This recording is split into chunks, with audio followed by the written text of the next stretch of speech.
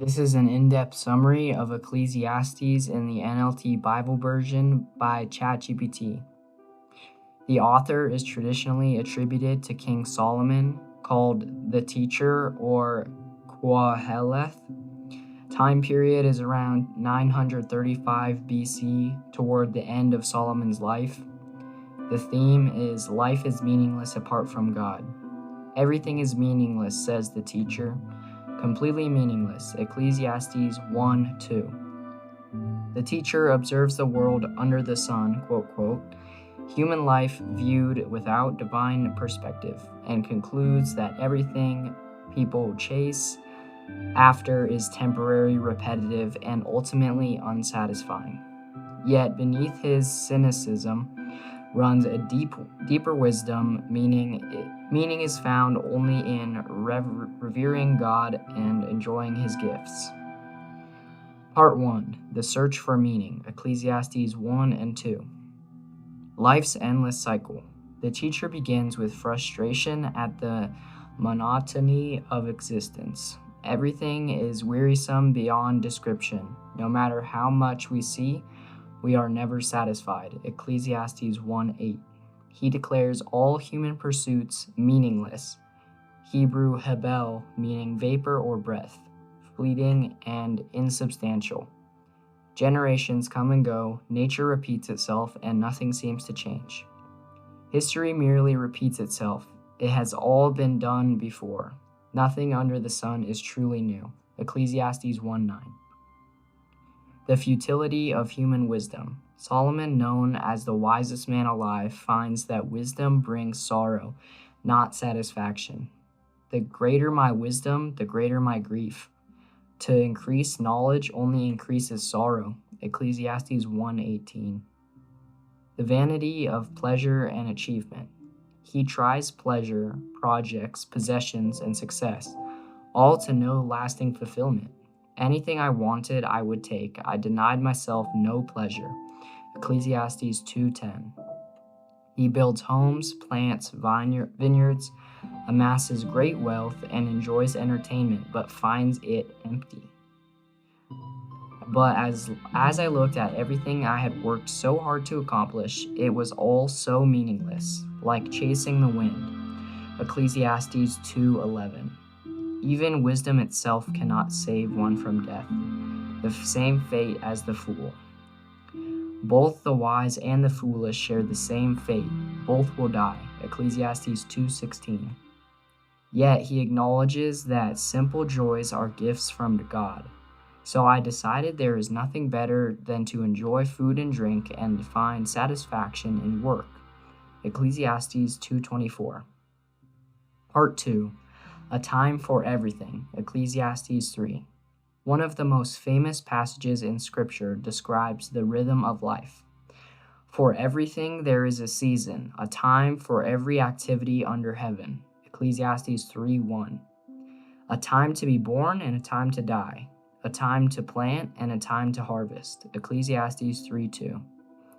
Everything happens in its appointed time under God's control, yet God has made everything beautiful for its own time. He has planted eternity in the human heart. Ecclesiastes 3:11. This verse captures the tension of the entire book. Humans long for eternity but can't fully comprehend God's plan. Injustice and mortality. The teacher sees injustice everywhere and questions God's timing. In due season, God will judge everyone, both good and bad. Ecclesiastes 3:17. He reminds humanity of its mortality. For people and animals share the same fate. Both breathe and both must die. Ecclesiastes 3:19. Part 3. The Emptiness of Wealth and Power. Oppression and Envy. He laments oppression and loneliness. I observed all the oppression that takes place under the sun. The dead are better off than the living. Ecclesiastes 4:1-2. He notes that envy drives much human labor. Then I observed that most people are motivated to success because they envy their neighbors. Ecclesiastes 4:4. The value of companionship. Despite his bleak tone, he acknowledges the beauty of friendship. Two people are better off than one, for they can help each other succeed. Ecclesiastes 4:9. Futility of riches. Riches cannot satisfy the soul. Those who love money will never have enough. How meaningless to think that wealth brings true happiness. Ecclesiastes 5:10. And they can disappear in an instant. We all come to the end of our lives as naked and empty-handed as the day that we were born. Ecclesiastes 5:15. He concludes that enjoyment of God's gifts, not possessions themselves, is the secret of contentment. To enjoy your work and accept your lot in life, this is indeed a gift from God. Ecclesiastes 5:19. Part 4. Observations about life and wisdom. Ecclesiastes 7-11. Wisdom and limitations. Solomon reflects that wisdom is good but incomplete. Better to spend your time at funerals than at parties. After all, everyone dies. Ecclesiastes 7:2. He warns against both extremes, wickedness and self-righteousness. Don't be good or too wise. Why destroy yourself? Ecclesiastes 7:16. Life's unfairness. He observes that life is unpredictable and unjust.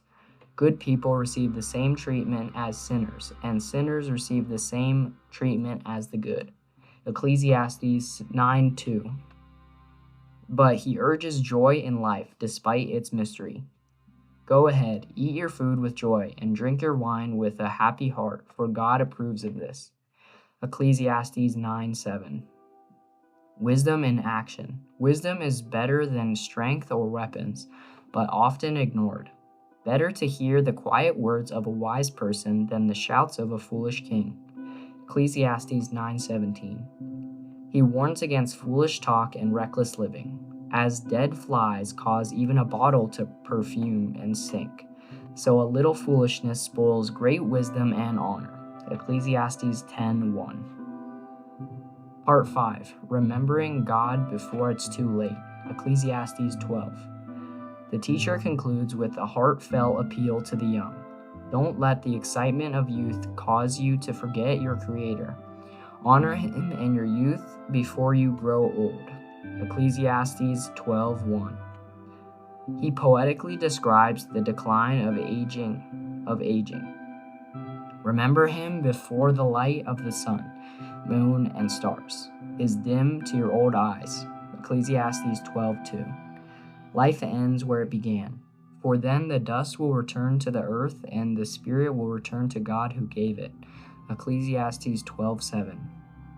And once again he repeats his haunting refrain. Everything is meaningless, says the teacher, completely meaningless. Ecclesiastes 12:8. Part 6. The final conclusion. After all the searching, reasoning, and observation, the teacher ends with the ultimate wisdom. Here now is my final conclusion. Fear God and obey His commands, for His is everyone's duty. Ecclesiastes 12:13. God will judge us for everything we do, including every secret thing, whether good or bad. Ecclesiastes 12:14. The major themes of this book are: number 1, the vanity of life without God. All humans' pursuits, pleasures, fame, and work are all meaningless when detached from God's purpose. Number 2, the sovereignty of God. God ordains every season and event. Our role is not to control life, but to trust His timing and plan. Number 3, the beauty of simple joy. Enjoying food, work, and relationships as gifts from God is true wisdom. Even so, I have noticed one thing. That is good for people to eat and drink and enjoy their work under the sun. Ecclesiastes 5:18. Number 4, the inevitability of death. Death levels all human distinction, revealing the emptiness of earthly pride. Number 5, the call to fear God. Reverence for God gives life its meaning and morality its foundation. In conclusion, the book of Ecclesiastes is both deeply honest and spiritually profound. It exposes the emptiness of a self-centered life and points toward fulfillment found only in God. Life, quote, quote, under the sun is temporarily frustrating, but life with God has eternal purpose. Fear God and obey his commands, for this is everyone's duty. Ecclesiastes 12:13.